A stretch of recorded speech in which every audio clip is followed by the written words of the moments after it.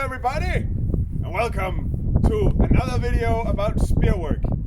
Today we are going to fight an opponent. So I would like to introduce my pretty lovely assistant, Daniel. Hello, Daniel. Hola. Daniel is gonna act as the opposing force in this short video.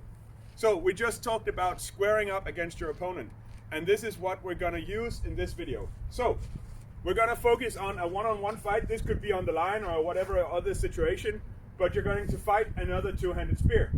What do you want to do?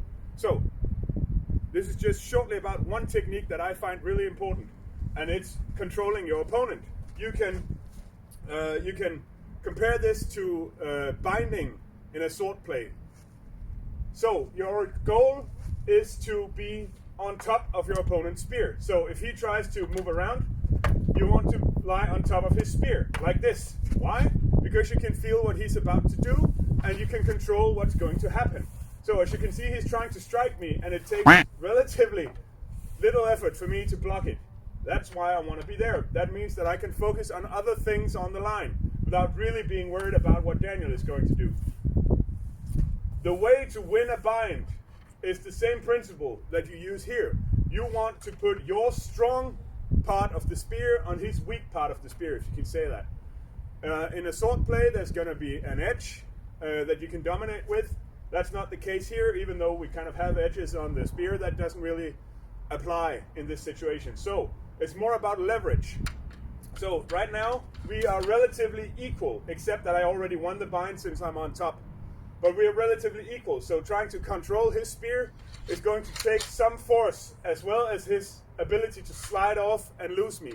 So that's not really a good thing for me.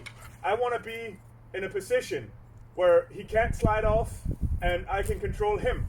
So as long as I don't attack, I know that he's going to gather his hands up when he tries to strike.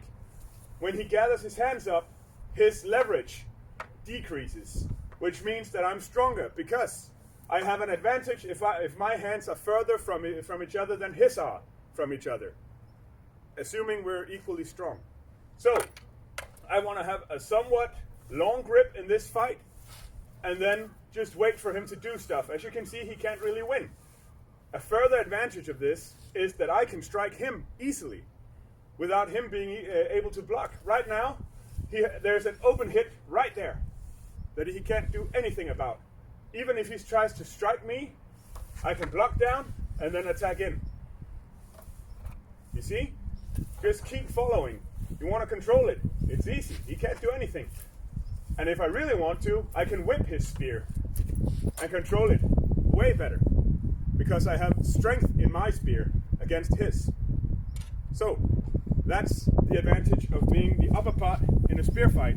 And I really think that you should use this advantage every time you fight, because you're gonna win. And it's the same thing with fighting against a one-handed spear, which also means that the way a one-handed spear can threaten you the most is by drawing out of the fight and taking it to a position where you can't really bind with it.